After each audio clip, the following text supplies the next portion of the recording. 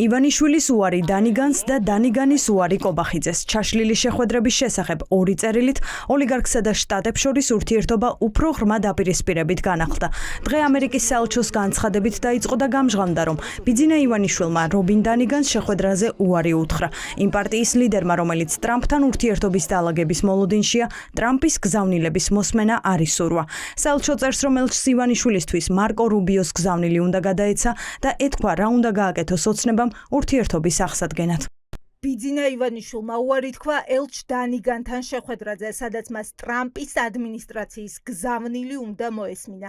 სახელმწიფო მდივან რუბიოს თხოვნით 22 მაისს ელჩმა დანიგანმა ბიძინა ივანიშვილთან შეხვედრა ითხოვა, რათა შეეტყობინებინა ადმინისტრაციის გზავნილი და კიდევ ერთხელ გადაეცა კონკრეტული ნაბიჯების შესახებ, რომელთა გადადგმაც საქართველოს მთავრობას შეუძლია იმის საჩვენებლად, რომ სერიოზულად არის განწყობილი შეერთებულ შტატებთან ურთიერთობის გადატვირთვის მიმართ.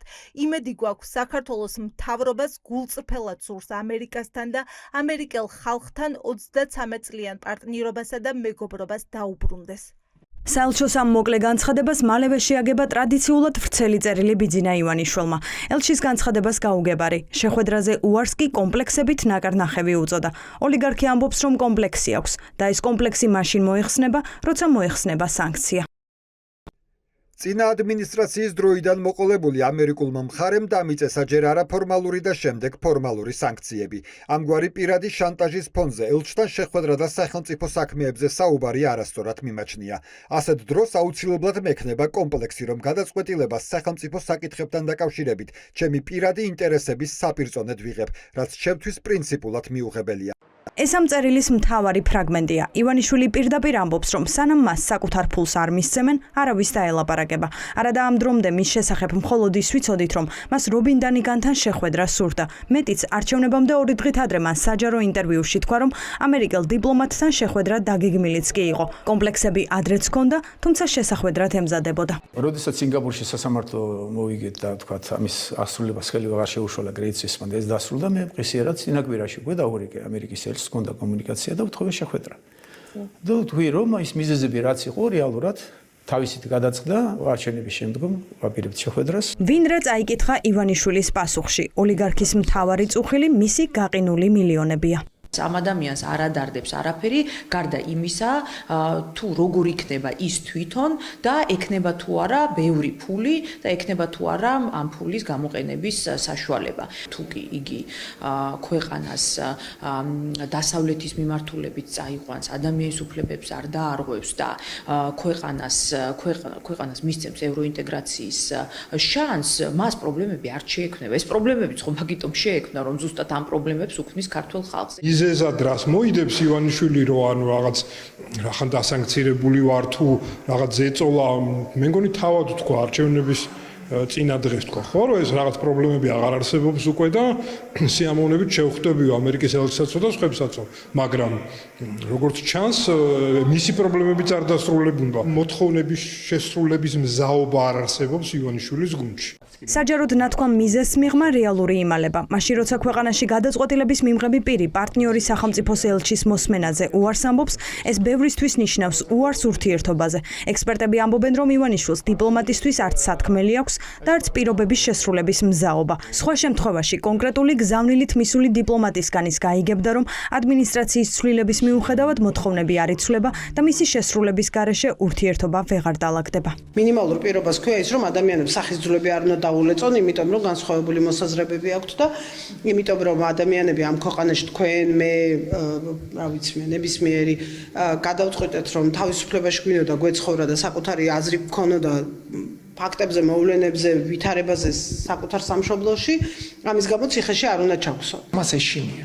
მას ეშინია იმისი თუ რასაც თქვენ ამერიკელები. ტრამპის პირობებში თუ ამან გზავნილი მიიღო, რომ ისე თავისუფალი სასამართლო უნდა პოლიტპატიმრების ციხიდან გამოშვება, ანუ ის ყველაფერი, რასაც წინ ადმინისტრაცია ხდება, ეს თავიდან ბოლომდე დაამსხვრევს მის ილუზიებს იმაზე, თუ როგორ უნდა ყოფილიყო თანამედროვე მსოფლიო წესრიგი მისი გაგებით. ქართულმა ოცნებამ იცის, რომ ამ მრჩევლისთვის ამ ამბის ახსნა რთული იქნება. მთელი ეს პერიოდი ისინი მოქალაქეებს არწმუნებდნენ, რომ ურთიერთობა ლაგდებოდა და ახლა მათთვის იმის ახსნა უწევთ, რატომ გაუშვა ეს შანსი ივანიშვილმა, თუნდაც საკუთარი კომპლექსების მიზეზით. ამიტომ დეპუტატები ივანიშვილის მსგავსად ამბობენ, რომ ურთიერთობა უნდათ, მაგრამ დანიგანი ოფიციალურ პირებს უნდა შეხვედროდა.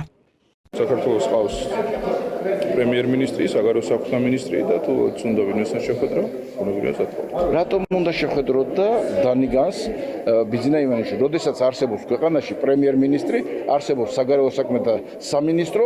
ამასვე წერდა ივანიშვილი საკუთარ წერილშიც. ვკითხულობთ, რომ ამერიკელ დიპლომატს ოლიგარქმა ირაკლი კობახიძესთან შეხვედრა შესთავაზა და პასუხად უარიც მიიღო. შტატებმა იცის ვის ესაუბროს. უართან ერთად ელჩს საქართველოს პრემიერ-მინისტრთან შეხვედრა შევთავაზეთ. პრემიერ-მინისტრი არ არის არც ფორმალური და არც არაფორმალური სანქციების ქვეშ და შესაბამისად, მას პირად შანტაჟთან დაკავშირებული ვერავითარი კომპლექსი ვერ ექნება. თუმცა ელჩმა ამაზე უარი განაცხადა, რაც გვიმყარებს რწმენას, რომ ისინი სწორედ პერსონალურ შანტაჟს განიხილავენ წამყვან ფაქტორად ქართული მხარის მიერ სახელმწიფო ინტერესებთან დაკავშირებული პოტენციური გადაწყვეტილების მიღებისას. ივანიშვილის ამერიკის ელჩებთან ურთიერთობა, შეხვედრები ან ვერ შემდგარი შეხვედრები ამერიკასთან ოცნების პარტნიორობის ცალკე განზომილებაა და ქვეყანაში პოლიტიკურ ვითარებასაც განსაზღვრავს. თუკი ოლიგარქის პარტია ბოლო 2 დღეა თავს იწონებს, საელჩოს ამ განცხადებამ რეალობას ფარ დაახადა. ოპოზიციისთვის ეს კიდევ ერთი არგუმენტია იმის დასამტკიცებლად, რომ ოცნებას შტატებთან ურთიერთობის არც სურვილი აქვს და არც პერსპექტივა. ივანიშვილის მთავარი ინტერესი მისი ფულია. არანაირი, ასე ვთქვათ, ამოცანა, რაც შეეხება ამერიკის შეერთებულ შტატებთან ურთიერთობების გადატვირთვას, ბიძინა ივანიშვილს არ აქვს და არ აქვს მარტივი მიზეზით, იმიტომ რომ რუსეთის დავალება არის საქართველოს სრულ იზოლაციაში მოქცევა. ამ კომუნიკაციისას, ამ ინტერაქციისას ის ვეღარ არის დომინანტი და პირიქით არის მდგომარეობაში, სადაც კითხვებზე პასუხს სთხოვენ მას, მხოლოდ და მხოლოდ ეს არის ჩემის აზრით მიზეზი, რატომაც ის გაურბის შეხვედრებს.